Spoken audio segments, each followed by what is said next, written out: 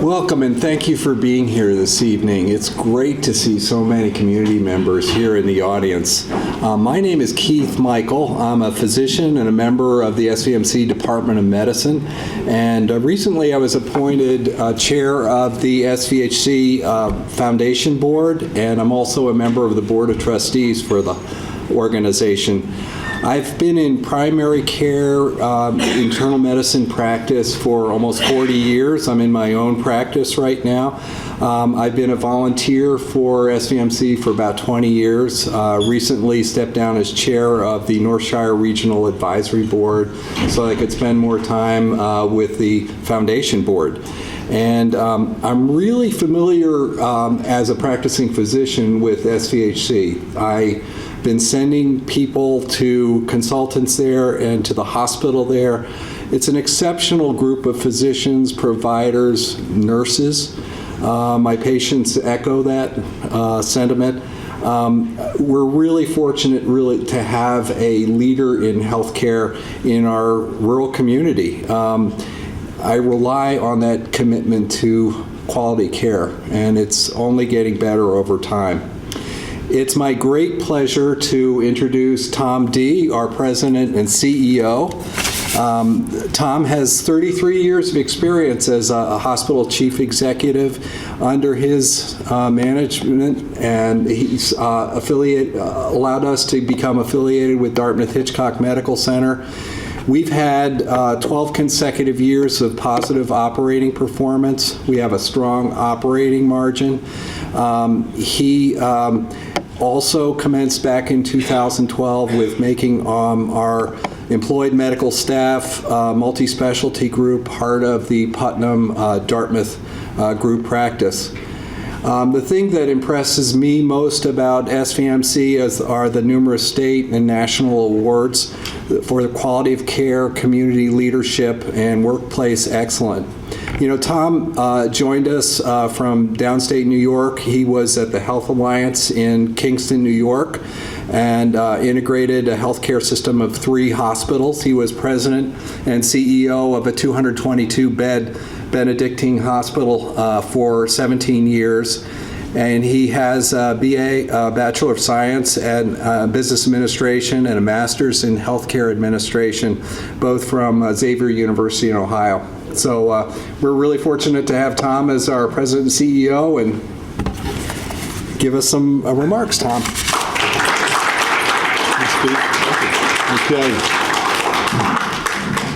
Okay, thank you, Keith, and I appreciate those comments, and actually more so, I really appreciate your leadership. It's been great having you as our chair of the foundation, and it's not often you find a physician who's able to do that. And he's Keith, as he says, been a leader in primary care for 40 years. So it's we're very, very fortunate to have you in this role. So thank you, Keith, and thank you for being here tonight. It's great to see you.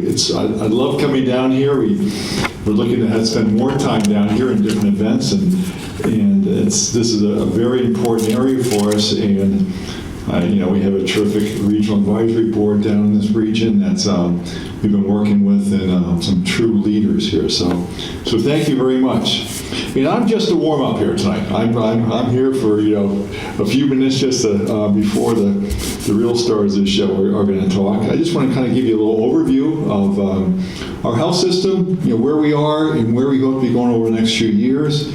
And certainly, we're all here tonight to answer questions you may have, so please don't hold back. So let's see if we get this working okay. This is just a quick profile of who we are, because some of you may not know, Southwestern Vermont Healthcare. And by the way, that's our parent corporation, SVHC. Our hospital is SVMC, Southwestern Vermont Medical Center. So people get that confused, pretty often. But the hospital itself has been around for a long time. It was the Putnam Memorial Hospital over 100 years, and now we're really serving 3 states. Certainly Vermont is our mothership operation, but we're getting more and more patients from New York and Massachusetts. We have 9 locations.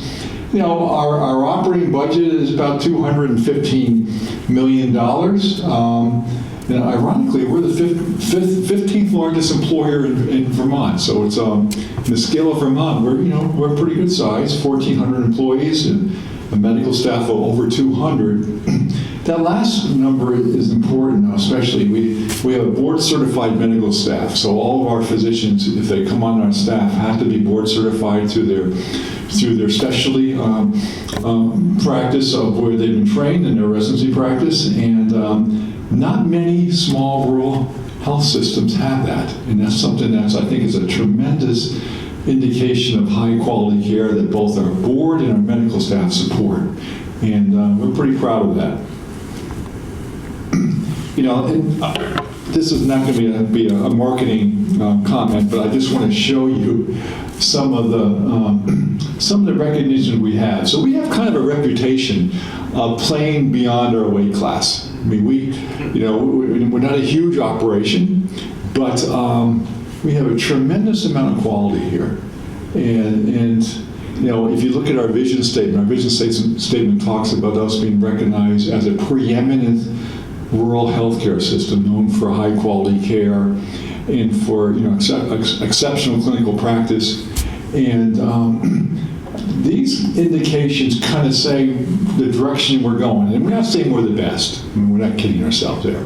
But what we're saying is directionally we're going towards meeting our vision statement of being a preeminent hospital. And we have a wonderful nursing program, one of the best in the country, that's been confirmed many times over, and we're Magnet certified. And Magnet is for hospital nursing practices that are recognized by the American Nursing Association as one of the best. And we actually, and it's only nationwide, there's only about 450 Magnet hospitals, and there's about 5,000 hospitals, so I'll give you some type of scale here. We are a 5-time consecutive designated Magnet hospital, and each time you get designated, you have it for 4 years. So for 20 years, we're a Magnet hospital. Only in all of New England, 3 hospitals have that. A couple other ones you may be familiar with are in Boston. But actually, we are the smallest hospital in the country that is a 5-time award winner for Magnet. We're going for our 6th consecutive next year, and I'm sure we will do it because we have a dynamic leader in our nursing program. So, but also just to reaffirm, the Center for Medicare and Medicaid Services, CMS, named us in 2023 as a 5-star hospital. Only about 10% of the hospitals have it. Only 3 in all of Vermont. There's none in this region. Probably within probably 75 miles, there is no other Magnet hospital, and that's a lot of hospitals in Albany. So we're pretty proud about that. And just a couple of others, Becker Hospital Review, which is a nonpartisan health think tank, named us as one of the best hospitals in the country for communication between physicians and nurses. And as you know, communications is a key for patient safety. Doctors and nurses working together, talking together, and focusing on a patient-centered approach of care. And we also got designated as an A hospital for social responsibility. And again, another very significant designation. And I will tell you, it's not up there, but a couple of years ago, the American Hospital Association, back in 2021, I think, named us as the top rural hospital in the country for community outreach and community collaboration. So again, those are all indicators of a direction we're trying to take. And just, also, you all have heard of certainly Newsweek, and they named us as one of the best in-state hospitals in the country. They ranked us 2nd in Vermont behind UVM, which is an academic medical center. So I think we've done some good things. There's lots of room for improvement. We're focusing on continuous quality improvement all the time. But I think the culture is focused on excellence. So, as many of you know, we've been affiliated with Dartmouth-Hitchcock for the past, we were affiliated for about 12 years. So, and we developed a very strong relationship with Dartmouth. And they helped us to build our group practice that we have right now, which is a very robust group practice of, probably somewhere in the area of 140 to 150 providers. They helped us in terms of developing our telemedicine program, which is one of the top ones in all of New England, where we have probably in the area of 10 to 12 different applications of telemedicine, from ICU to emergency services and to pharmacy. And it allows us to be very integrated with Dartmouth and help to create what I would say is a safety net for our patients. We have great clinicians. Dartmouth has great clinicians, and working together, it makes it a very a safe environment. And our hospital has been ranked as one of the safest in the country by a number of organizations. So we're very excited about what we did with Dartmouth. They helped us in our recruitment efforts in terms of our medical staff.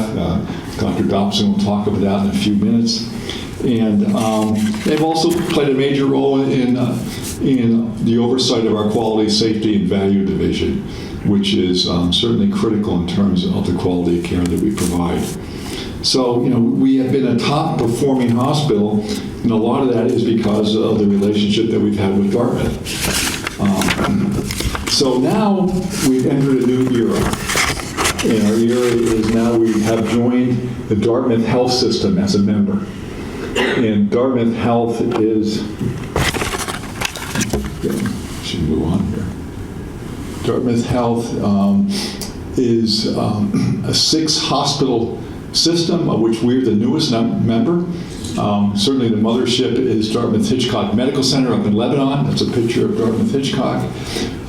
There in the box is a number of hospitals that are in it. It's primarily a New Hampshire and Vermont system. It's a small system. It's really in its infancy, but it's growing, and it will continue to grow. And I don't think it's going to be too large, but I could see over the next 5-6 years that it potentially doubles in its size. Has, when you look at all the hospitals and employees, there's 15,000 employees in about $4 billion operation. So not huge, but in terms of New England, northern New England, it's a good size hospital, a good size system, and it gives us something that we could not get on our own, and that's the scale of that type of operation. And scale is a big issue in terms of healthcare as well as any business. And we've been able to develop that with Dartmouth, and certainly, we think there's great opportunities. And as we move forward with our Dartmouth strategy, the idea is for us to become a regional referral hospital within the DH system. And that is going to allow us to build services to expand our catchment area. And right now we serve about 75,000 people. That's our immediate catchment area. But we feel under an effort of expanding our services and reaching out further into heading more west into New York and further south in the Berkshires, we can expand that catchment area to about 125,000. And that will allow us to do things that weren't possible under our current region. And what we're going to do over the next 3 to 4 years is focus on those services that you see up there. And each one of those has major initiatives underneath it. You're going to hear all about oncology in a moment, so I'm not going to focus on that. But you have orthopedics, for instance, and we're looking to expand our subspecialty services. And this is a picture of our orthopedic team right now. We have a terrific team. We have a number of subspecialties, and we're continuing to expand that, and we're looking to add new technology, robotic surgery in there. And so orthopedics will be one of our main centers of excellence in our surgical area. But we're also looking to expand our cardiovascular. We're looking to add vascular services, which we used to do about 25 years ago. We're looking at bring down the team from Dartmouth Hitchcock and add vascular services to our hospital. And with that will be new technology, cardiac technology that we'll be adding, especially a cardiac CT scanner, which will be really certainly state-of-the-art in terms of services. Primary care always plays the base notes. Primary care is a big deal. We know it's a big deal in this region. We know it's a big deal up in where we are, up in Bennington, as well as all of our market areas. And I'm not going to, I think Trey Dobson's going to talk about that a little bit, but we have plans to to develop some new initiatives there, which will be very exciting for our region.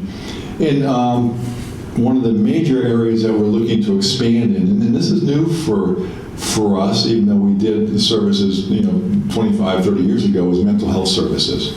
And I'll show a slide on that in a second here. So this is mental health. We're looking to add inpatient adolescent services and become a regional hospital for the state. And we will accept patients from throughout Vermont for this service. Very high need. And this is just a start. I believe as we add this service for mental health, there'll be other mental and behavioral health services that we will also add. So we hope to do the construction and open the service up by the first quarter of 2025. Many of you know right now that we're in the midst of doing major projects at the hospital. We call it our Vision 2020 projects. And certainly the centerpiece of that project is our emergency room. We're doubling the emergency room in size and scope. We treat about 25,000 patients a year there. Under the new footprint, we can probably go up to 35,000, adding additional bays, we're adding additional services for mental health, and it's going to be a state-of-the-art area. The first phase is completed, so that's a new construction phase has been completed. We're now going to be focusing on the second phase, which is renovating the existing space, and that should be done in September of this year. So we're very excited about this service, and we think it's going to have a major impact on our community in terms of again, keeping care closer to home and having the capability of handling a larger population. And in a minute, you're going to hear from our Dartmouth Hitchcock Cancer Center team. So I'm not going to steal any of the thunder, but this is a picture of the team here, which a good number of the members are here today. And again, this is part of the strategy of us working with Dartmouth Hitchcock, bringing really, top drawer physicians and providers here, and expanding our footprint to a broader area. We are a regional cancer center right now, and with the Dartmouth Hitchcock involvement, we can do many other things that in the past we haven't been able to do. So the team will talk about that as Trey facilitates that discussion. And this is a rendering of the new cancer center, which will be a new building which we will build on our campus. It will be close to the existing cancer center. It's going to actually be in the parking lot adjacent to it, but it will be pretty much doubling the footprint of our existing center. It's the Hoyt Hunter Regional Cancer Center, and we are very excited about this. And this will have a pretty profound impact in terms of our Southern Vermont region for caring for patients and reducing the amount of travel that people have to do to leave the area for care. We think we can do more and more locally here. So before I have Trey say a few words, I just want to say the Cancer Center wouldn't be possible without the work of our foundation, the board, the staff, and we set a goal for ourselves to go out and raise $25 million for funds to support both the emergency room and our cancer center. And we did that about 5 years ago. A lot of people say we'd never raise $25 million, especially with the environment of the economy, the pandemic, all the things going on. And lo and behold, we have met that goal. We have surpassed it. So we're very happy where we are, but we also are facing the reality that, like in everything else, the construction cost of everything has gone up. So even though our target was an aggressive target of 25 million, the project cost has escalated to 50 million. So we're continuing with the campaign. It's more of a targeted campaign, but certainly we're excited about what we've been able to accomplish, and we're very appreciative of everyone's support, which has been both large and small, many, many donors.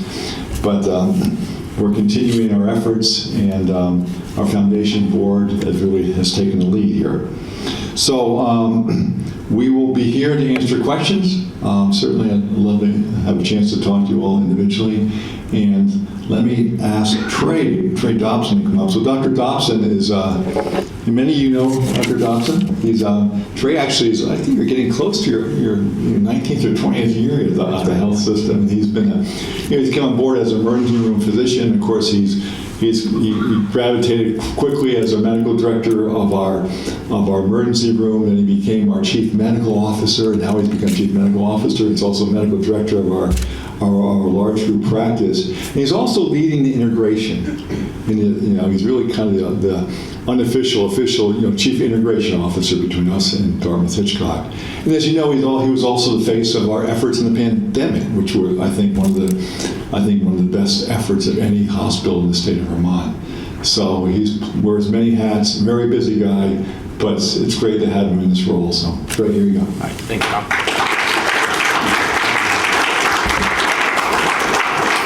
Thanks so much. I'm actually going to cut my remarks down a little bit because I'd like to get the panelists up here and get talking about cancer. But just a few things.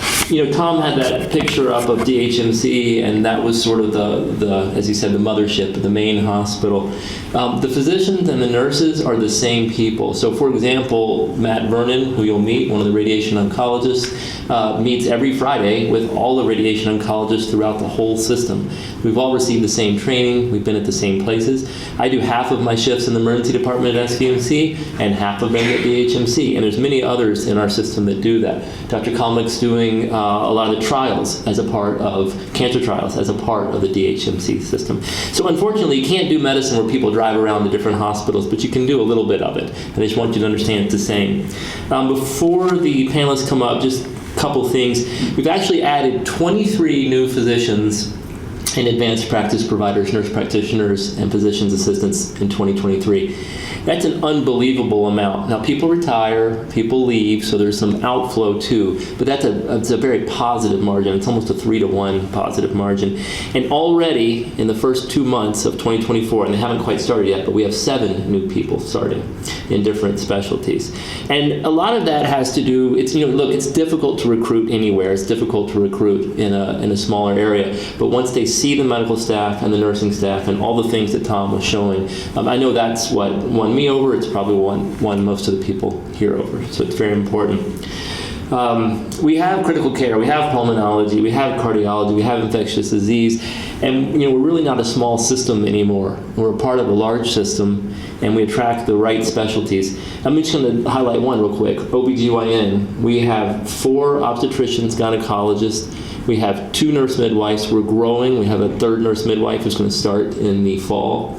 One of our OBGYNs is now board certified in health, weight, and wellness. So she actually participates in the DH system with that. And that's a lot of metabolic concerns. This is a medical way to look at what's going on with our health care, and we're going to be able to do that. She's probably going to open up full time and stop doing OBGYN this fall because of that effort.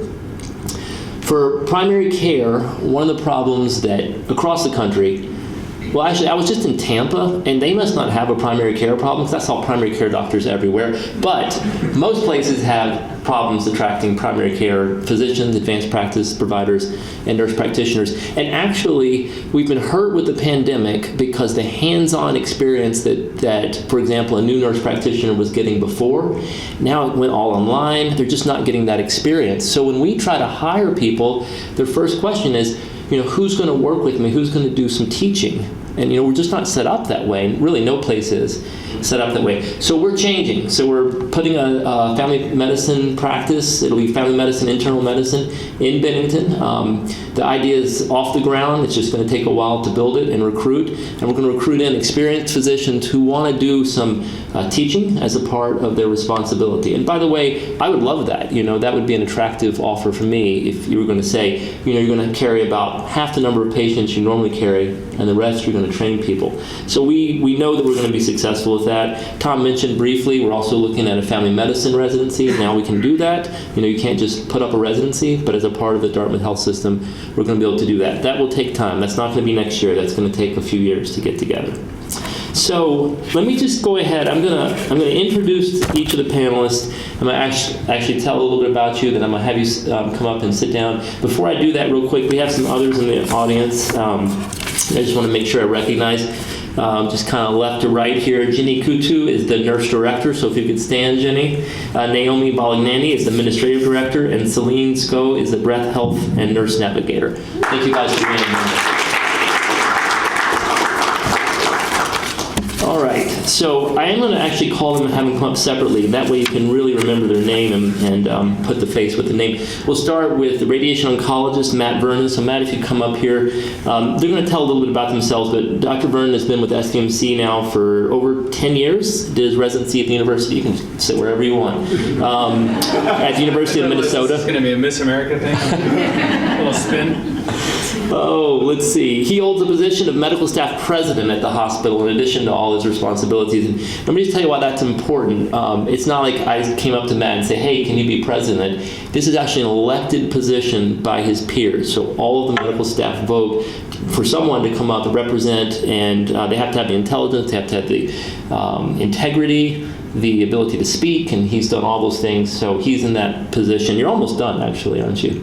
6 more months? Something like that. Yeah, that's great. And he also is a distance runner, and this fall completed a 50-mile race, so I think that's pretty impressive. So Alan Hutchinson, if you could come up. Alan has been with SVMC also for over a decade, completed a palliative care fellowship at Beth Israel Medical Center, and really, these are my words, but he is an expert at limiting suffering that's being experienced through serious illness. It's not like someone is has no other choice. He comes in, works with the primary care physician to help them with their suffering and actually return to a high quality of life. He also, and I talked to his wife about this, apparently has an interest in building really big sand castles at the beach, and I had a picture of it, but I don't have it here to show you, but it's pretty remarkable. It's like 6 feet tall sand castle. Actually, I work with Alan, and I haven't got a chance to tell him this directly, but I work with Alan because I have patients that come in the emergency department and really need supportive care services, which is another term for palliative care. And I have a tremendous amount of respect for not only how he relates to patients, but how he thinks through problems and problem solving. So I wanted you to know that as well. So James Kalnick has not been with us for a decade. He's been with us for about 10 months, 6 months, joining us out of his residency and oncology fellowship from the University of South Carolina, which was in Charleston? Yes, sir. Which is actually where Alan is from originally, is that right? That's right, yes. Did you guys know each other? No. Okay. James actually has a tremendous amount of experience already through his residency in oncology research, and he's presented and published his work really extensively, like much more than would be expected coming out of fellowship. When he's not practicing oncology, he composes piano, and this is the last time I'm going to say this because I know you're getting tired of me asking this, but what is a fluffy cow again? Well, it's what it sounds like. It's just a big old cow that's just covered in fur, and you just want to hug it. So it's one of his interests, and I wish I had a picture of that to show you. He and his wife now reside in Stamford, Vermont, so close to this area, and someday they are going to have a bunch of fluffy cows, is my understanding. And Doris Ann Wanser is a physician assistant who joined us from Dana-Farber, so come on up, Doris Ann. She was with Dana-Farber and Brigham's and Women's and other places that smashed their names together, where she was a member of the Solid Tumor Program. She has extensive experience as Senior Research Data Specialist and Cancer Coordinator. And before all of this, she lived in Milan for a while. What were you doing there in Milan? I was an exchange student. Contemplating life. That is excellent. So I'm going to come over here and have a seat, and we can get through here, and then eventually have time for some questions. All right, so let's start. I'll just be random here. How about James? Can you tell me your philosophy of providing care?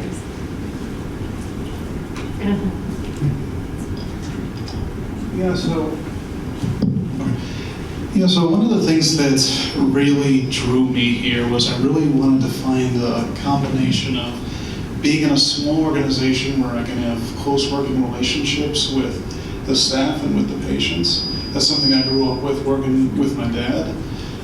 But also making sure that I had the resources to give patients the most advanced modern therapy as possible if they needed it. And when I interviewed here and learned about this partnership between SVMC, a small organization, but also Dartmouth, it seemed like the perfect match. And it's been everything I really wanted it to be. I love it here. Great, thank you. Dr. Vernon, tell me a little bit about your background and what brought you to SVMC.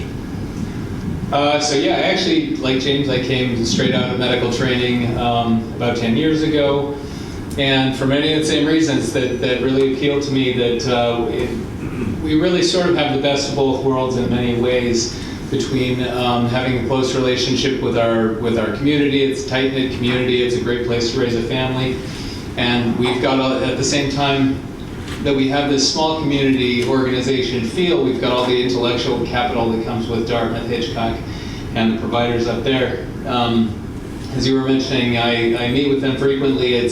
I'm not sure that I ever would have come straight out of residency and felt comfortable just being the sole radiation oncologist in a practice like that. But I present all of my new cases every single week.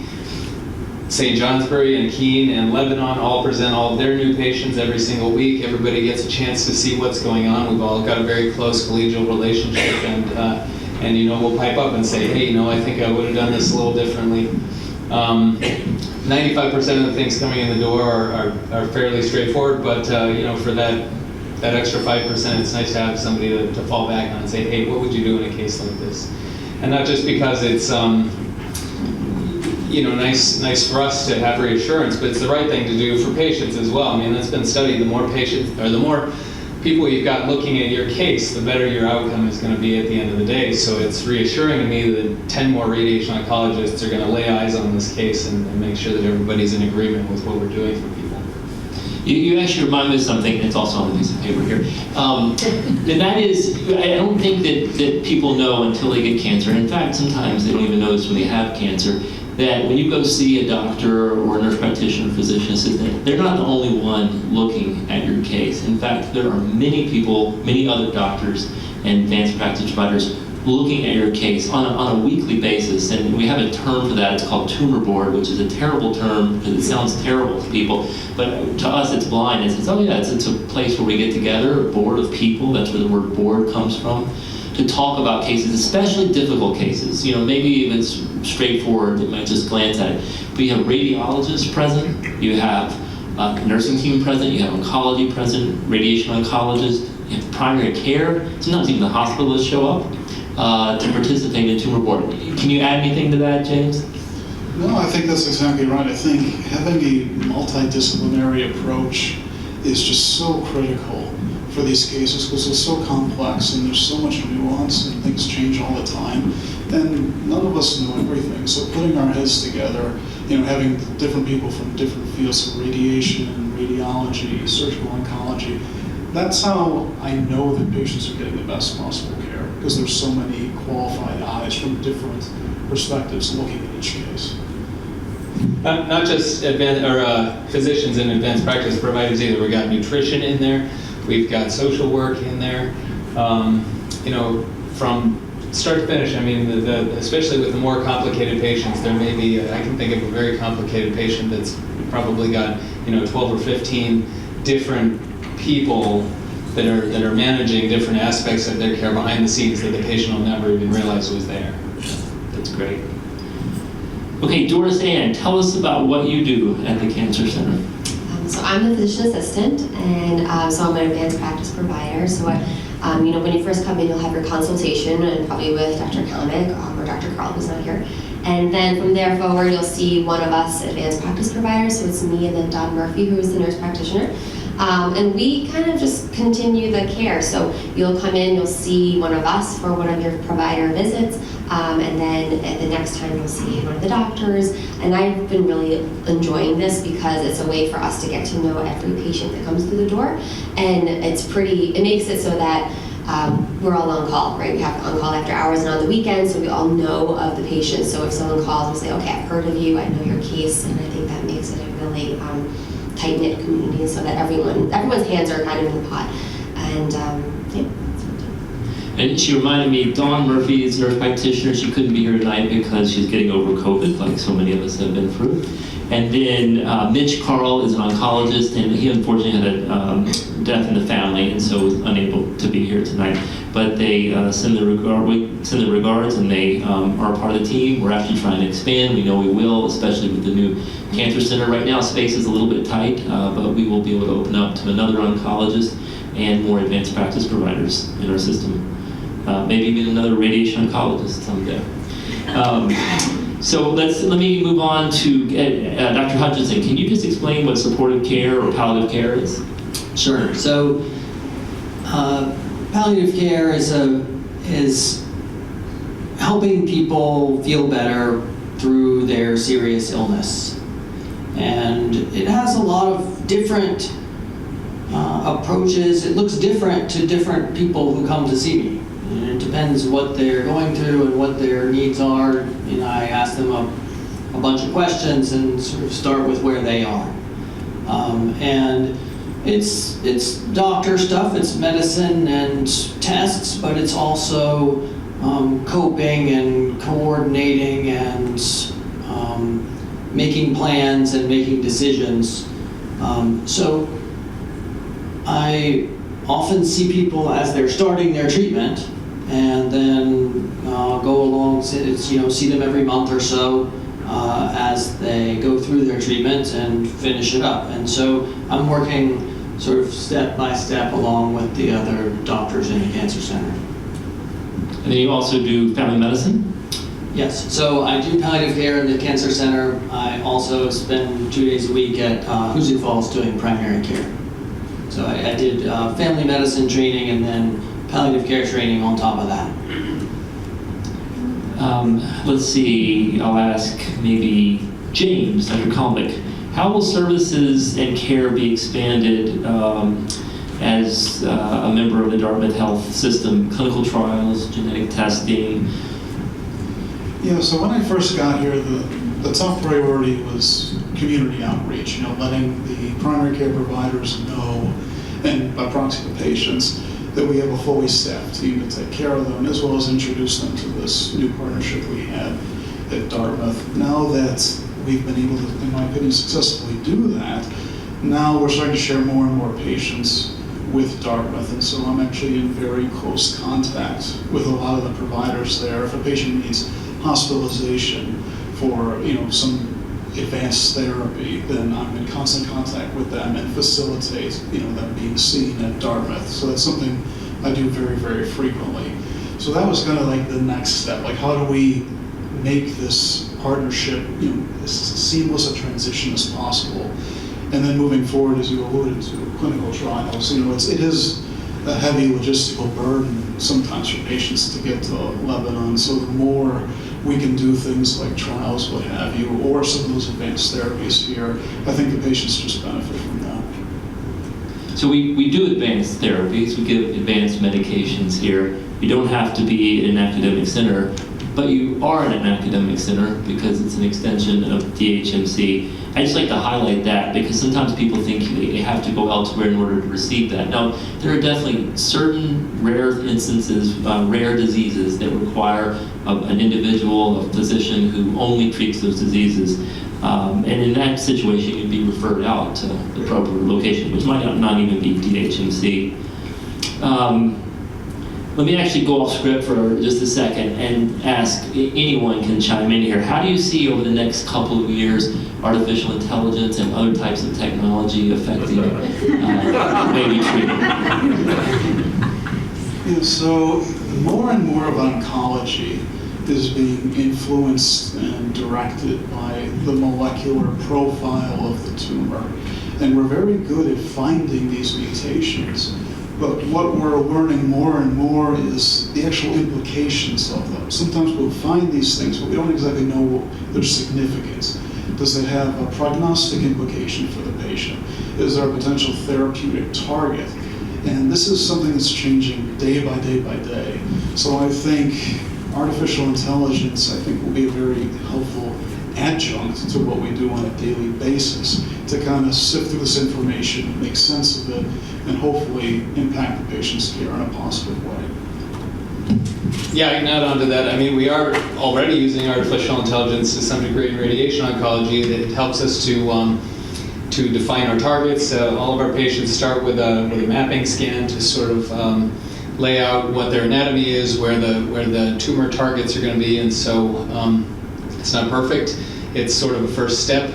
There's still a human that's got to lay eyes on everything that the computer wants to do on its own, and make sure that we agree and approve. But yeah, absolutely. As James was saying, this is true in radiation oncology as well. That cancer is not just one thing. Breast cancer isn't just one thing. It's dozens of different things, and every cancer is a little different. And so, to the extent that we can personalize your care and not treat everybody with a one-size-fits-all treatment, then we should expect better outcomes for everybody. Right, and that extends from the dose of the drug, the type of radiation, interpretation of the imaging study, interpretation of the biopsy, using mass population information to figure out what is most likely to work in this individual.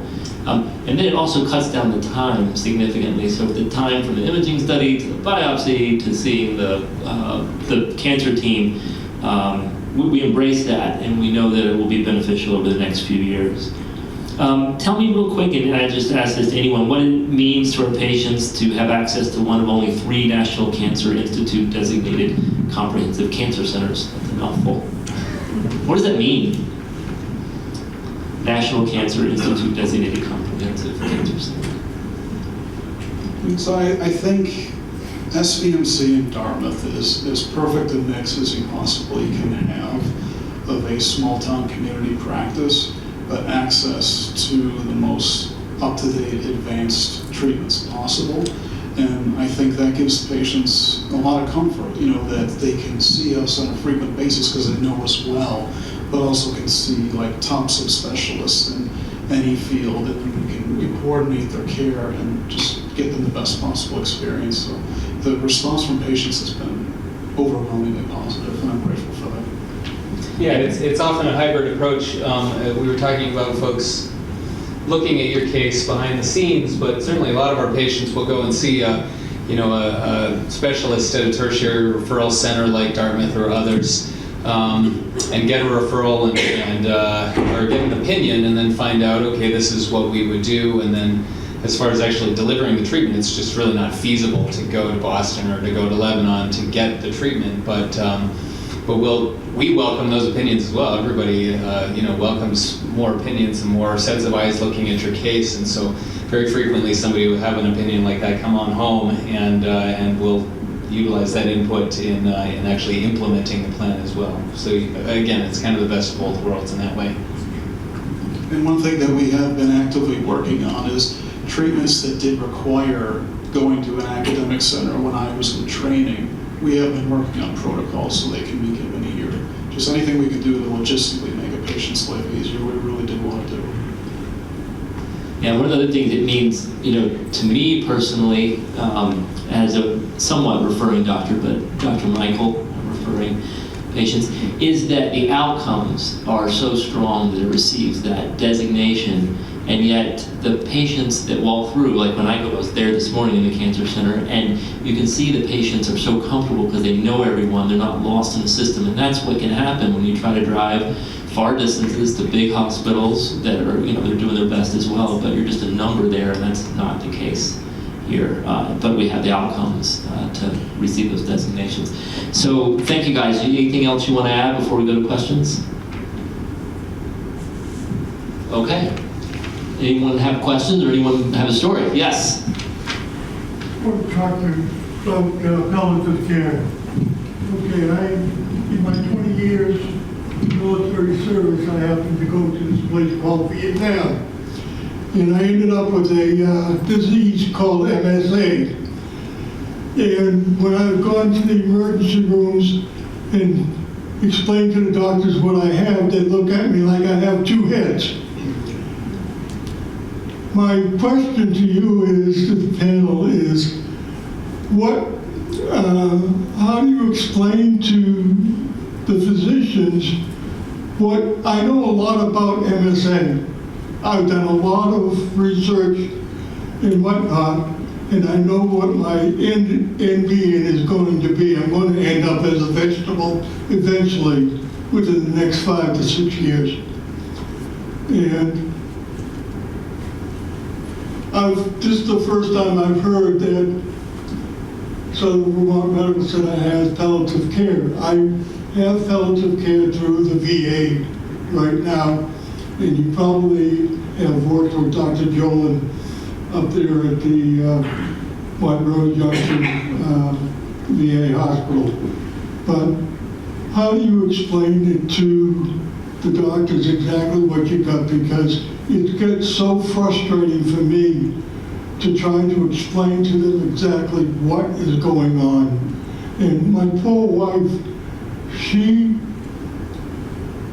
I've been in and out of the hospital the last 5 years, a minimum of 18 times because of the disease. Yeah, so that sounds awful. I would say that it's pretty common for people with a serious, less frequently known disease to be more of an expert in it than their doctors are. And I say that with sympathy to the doctors. The doctors have to know every disease in the textbook. And if you have one, you really need to know one. And it's pretty easy to quickly become more of an expert than your doctors. And that can be a frustrating situation. So, I have worked with people in that situation to try to help cope with that dynamic.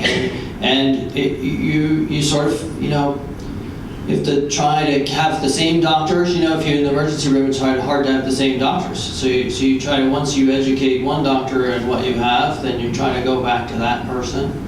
And then you have to carry around some information about your condition. And you have to expect to explain things and, work with the doctors who know less about it. It's hard.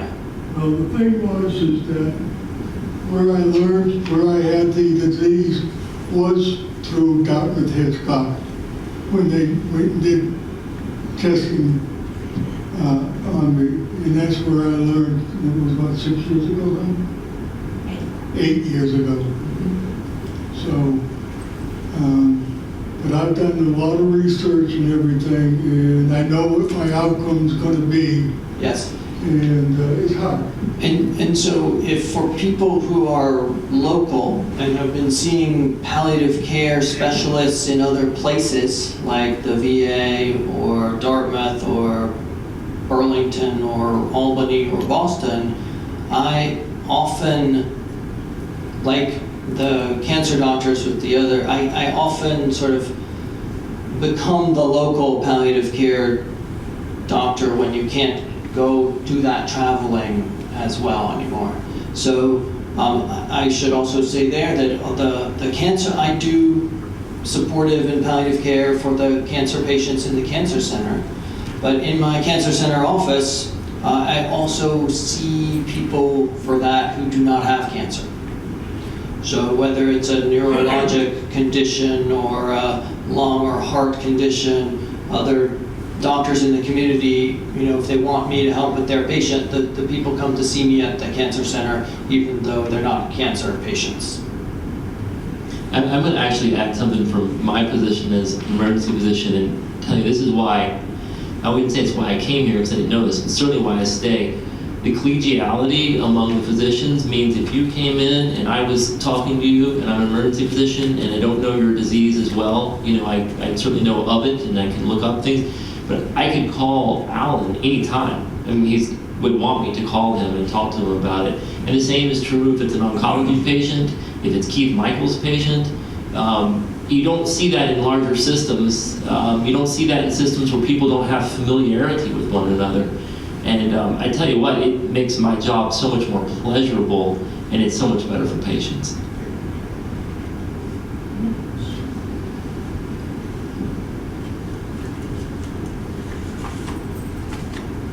Alan, can you explain the difference between palliative care and hospice?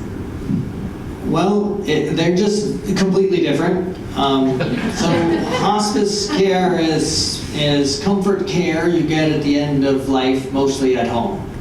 And palliative care is focusing on feeling better and getting through your serious illness, completely separate from any concept or practice of hospice care. I think it's very confusing for most.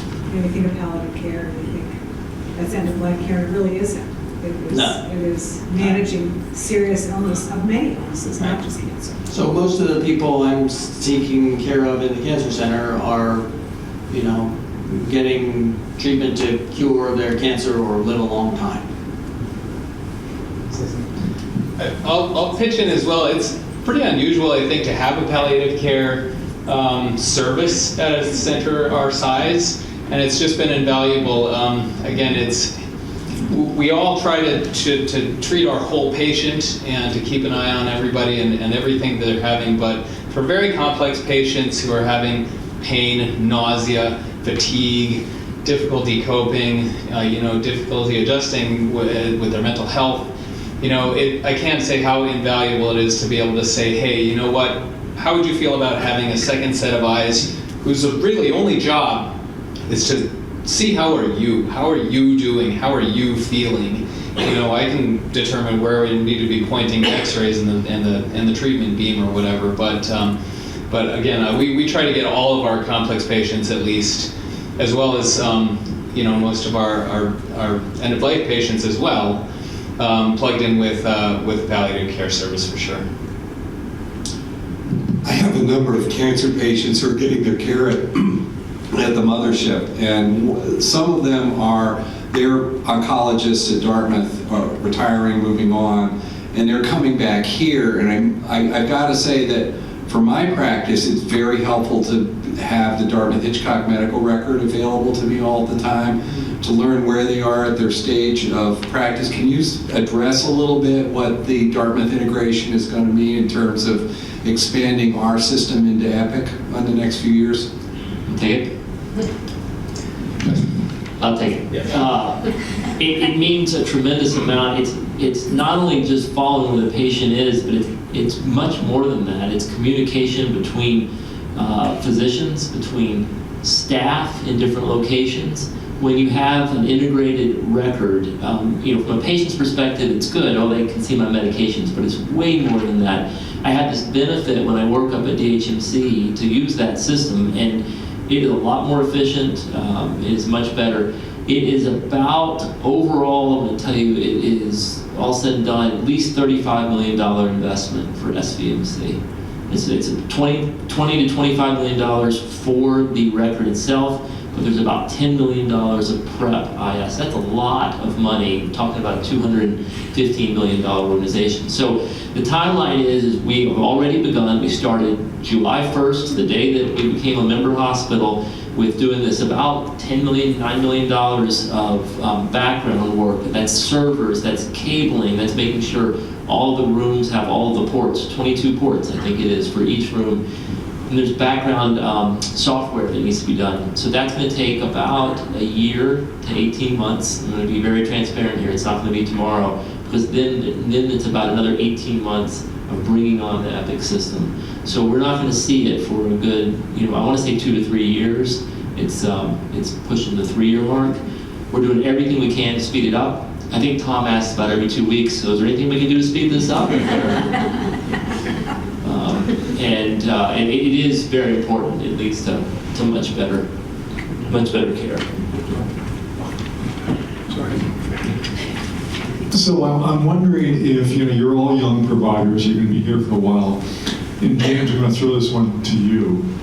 Could you tell the group, what does success look like? What's our cancer center look like 5 to 10 years from now in terms of not the physical aspect of it, but what's it look like in terms of the services and how we're going to be treating our community?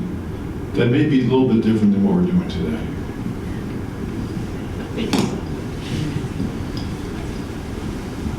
Since I got here, there has already, and I've only been here a few months, there's already been a big push to expand the resources that we have to provide patients. And that's not just in terms of practitioners, that's in terms of, as you alluded to before, like in the tumor board, having nutritionists and dietitians and all these other things that are outside what you initially think of in terms of when you see an oncologist. And that's kind of how I see this going. I see it's just expanding, not so much that we get so big that we lose sight of like this tight-knit community feel that I think this place has so successfully achieved, but that we just get more and more for patients and do it on a local level so they can stay near us. That's kind of how I see it going in the next couple of years.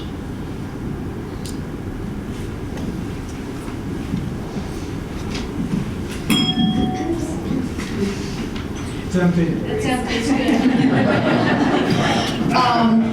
Thanks for all the information tonight. I think that the thing that struck me the most was talking about the tumor board, actually. And I think it would be really great to get that, for people to really know that that takes place. Like you had mentioned, we have all these weekly meetings, and sometimes the patient doesn't even know that this is happening, and maybe they do, maybe they don't. But I think the more people know that there's this collaborative effort with Dartmouth Hitchcock, and that's not common knowledge. Like that might be common knowledge for the hospital staff to know, but for the community to know that, I think that could be really beneficial. We're working on it. Okay.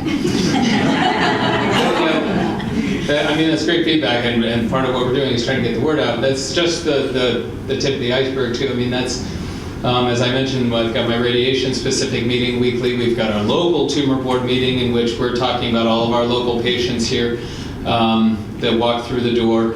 In addition to that, in our integration with Dartmouth, there are site-specific tumor boards. If you're a breast cancer patient, there's a breast tumor board every week. There's a lymphoma tumor board every week.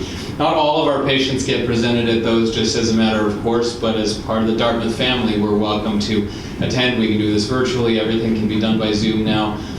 They'll look at the slides up there. The pathologists are involved, radiology, surgery, medical oncology, radiation oncology. So it's really, it's like I was saying, the more sets of eyes we can get on your case, especially for those really unusual patients, the more reassured we are that we're doing the right thing for people.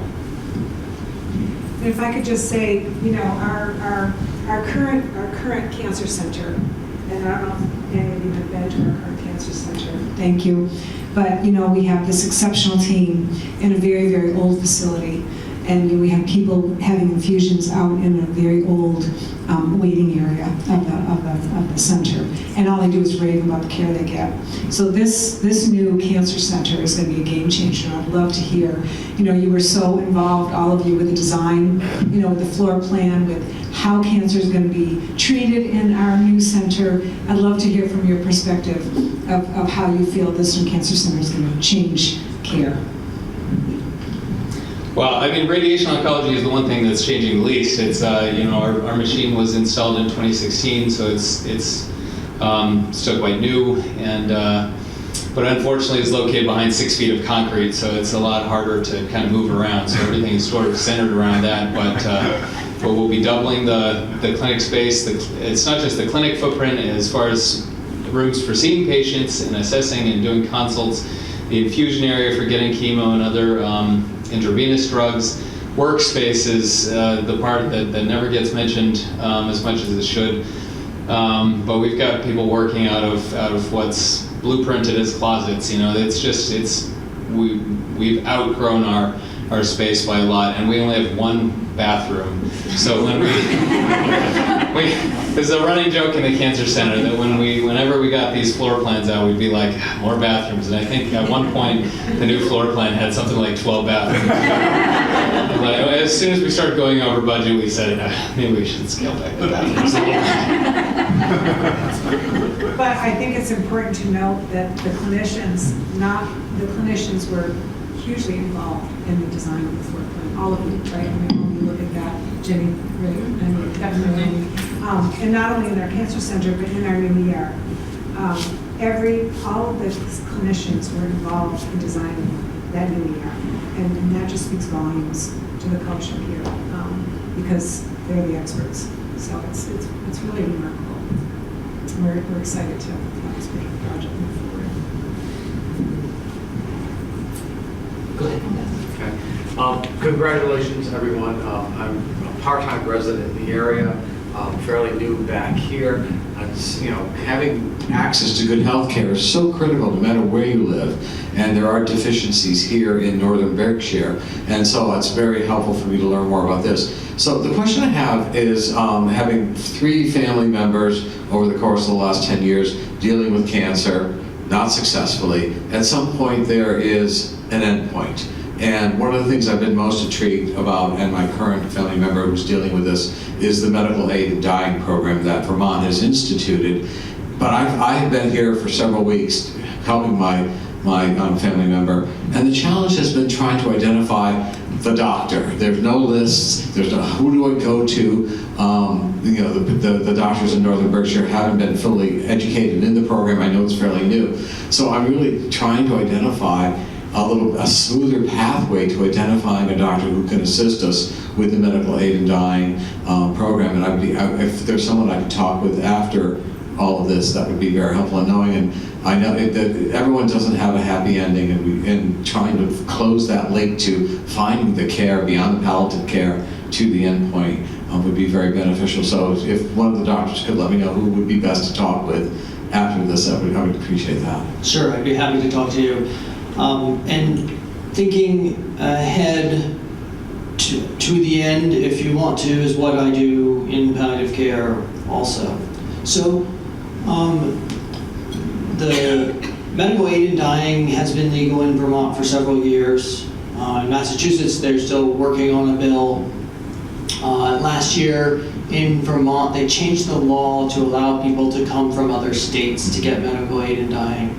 One of the problems is finding the doctor. When they passed the law, they made it legal, but no hospital or agency or advocacy group, created or built up any resources for it. Just sort of assumed that those would be there. And they're not all there. There's only one pharmacy in the whole state that participates. There's only certain doctors, and they don't want to be on a public list for obvious reasons. So if you talk to me, I can tell you. If you know other people, they can leave me a message at the cancer center, and I can talk. Thank you, doctor. I'll talk to you after this. Thanks. Great. So I'm going to finish up because we're out of time here. Let me just say a couple of things in closing. We're focused on cancer growth here, but as Tom not only alluded to, he actually explicitly said, we're expanding our services, and it's not going to be perfect. It's difficult to expand services. You need certain doctors and services before you can expand in other areas. So it's a chicken and egg thing. But we're already doing it. We're going to get there over the next few years. We're going to go from, as Tom said, a catchment area of about 75,000 to 125,000. But we do need your support. We need to spread the word. We need feedback when things don't go right. You can reach right out directly to me or anyone else through the development office, and we'll look and we'll address it. Medicine's complex, but we're doing it and we're doing it well, and I'm very proud of everything that's been going on. Tom Green's going to close the program. Yes.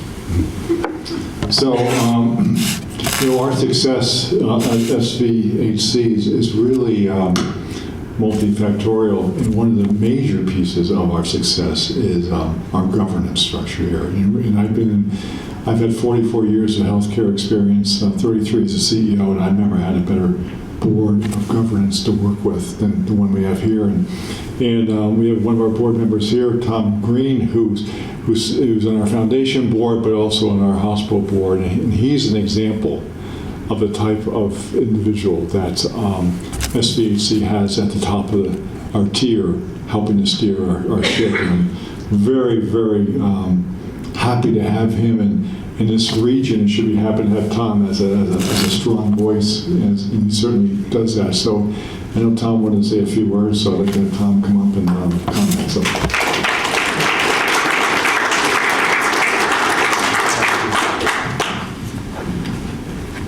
Tom Green, Williamstown resident. That's important. And as Tom mentioned, on the board and the foundation board, but frankly, more importantly, I had surgery less than 4 weeks ago at SVMC. And I think all of what you hear tonight, I experienced from the patient perspective and not just from the board perspective. From checking in at the front desk to going to the pre-surgery desk there, to Dr. Moore, who was amazing, and the surgeon, Dr. Cowie, I think is how it's pronounced, Coffey? Coy, thank you. The anesthesiologist, all the nurses, just tremendous, all the way to the person who wheeled me back out to the car later that day. So I cannot say enough about the quality of care, the compassionate care, system-wide. I think it starts, as you can tell, from the top. But Pam Duchesne, the head nursing, is the top there. There's a whole team, many of whom obviously are not here tonight in other areas, that it's a service culture, for the patient and for compassionate care and extremely high quality care that you would not normally see, as you've heard, in a rural setting like this. So I think we're blessed to have SVMC, the Dartmouth relationship. Now it's fully, we're a full affiliate, which means we're on their finance platform. I'm the vice chair of the finance committee, so I care about that. That's very big. They're going to fund most of the Epic conversion that you heard about earlier. That's not coming out of us. That's a system investment for a couple of the hospitals. So it's a game changer, and I think Trey mentioned it as well, the recruiting value of that for all medical professions, MDs and other health professionals, is just off the charts the last year of total recruiting, and I guess it's continuing into 2024. So thank you all for coming out. The first thing I did as a board member was get a tour. The hospital is open for tours. It is an absolute game changer to how you think about SVMC and the quality of care, because it is an old building. I don't remember the year, 1916 or something, but inside it's not an old building, and it has state-of-the-art equipment. So I'd urge you to talk to Leslie and her team. I think Marie's here, Karen Packard is here as well.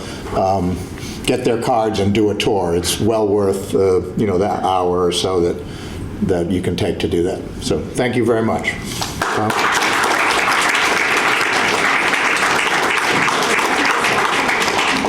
Tom, thank you so much. And I want you to know that when we asked Tom to participate in the program tonight, he said, "Oh, can I tell a story about a recent experience I had at the hospital?" I'm like, "You are at the hospital?" And I didn't know about it. So, thank you, Tom. Okay. Well, and let me also thank the panel. One more round of applause for the great job tonight. And again, thank you all for coming out tonight, and more important, for your ongoing support of SVHC. We're here for you, and certainly if you have any questions, reach out to us after the session. So thank you again. Have a good evening.